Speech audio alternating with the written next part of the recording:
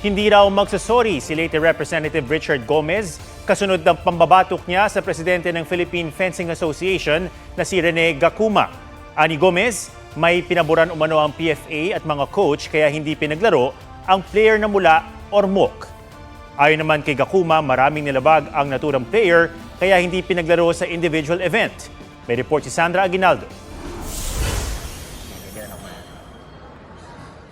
Kuha ito sa Fashion Island sa Thailand kung saan ginanap ang fencing competition ng Southeast Asian Games. Sa kanan makikita ang mga lalaki na naglalakad at nag-uusap.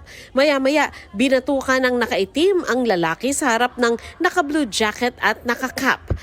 Ang nambatok umano, si late Representative Richard Gomez, bahagi ng shotgun skit at trap team at tatay ni Juliana Gomez na kasama sa SEA Games fencing team ng Pilipinas.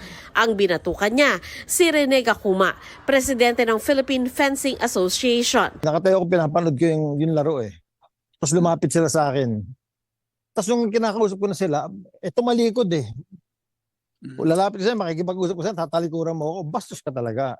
Talagang tinamaan. Aminin ko, talagang nagagalit ako, naiinis ako sa decision na ginawa nila.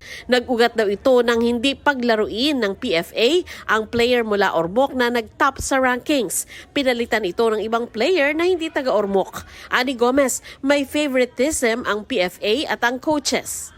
Tinanggal nila yung player namin as an individual player, and then pinalitan nila. Ang akin kasi dito, nag-qualify yung bata. Nag-qualify siya. Sa lahat ng qualifying events ng fencing, sumali yan, nag-number 1. Hindi nila tinatalo, nahihirapan sila dyan. And then, bibigyan nila ng rason na hindi raw nagte-training, hindi raw nagpapakita. Sabi ko, how sure are you? Kasi taga-Ormoc yan. Nagsumite ng incident report si Gacuma sa head ng Philippine delegation sa SEA Games. Hindi raw niya lubos maisip ang ginawa ni Gomez na dati ring fencer, tatay ng fencer at isang kongresista. Sinaktan, pinagsalitaan ng masama at pinagbantaan umano siya ni Gomez.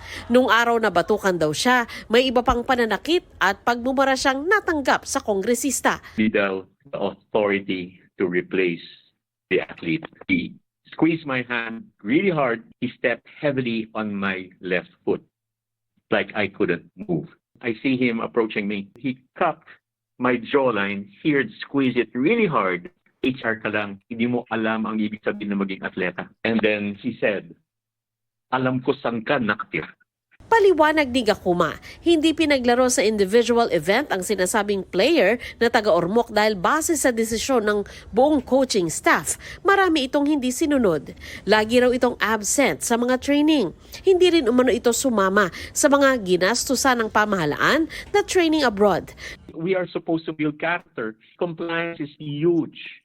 Even though they're talented, all right, but non-compliant to the behavior of staff, what is expected of them, who are athletes of the Philippine Sports Commission, who government is supporting them. Nakapaglaro naman ang players sa team event at nakuha nila ang bronze medal kanina. Wala raw balak mag-sorry si Gomez. Wala ring balak magpatawad si Gacuma. Not say sorry dahil mali yung ginawa nila. Tinanggal nila yung opportunity ng bata na maglaro sa SEA Games. Tinanggal nila yung opportunity ng bata na magkaroon ng medalya.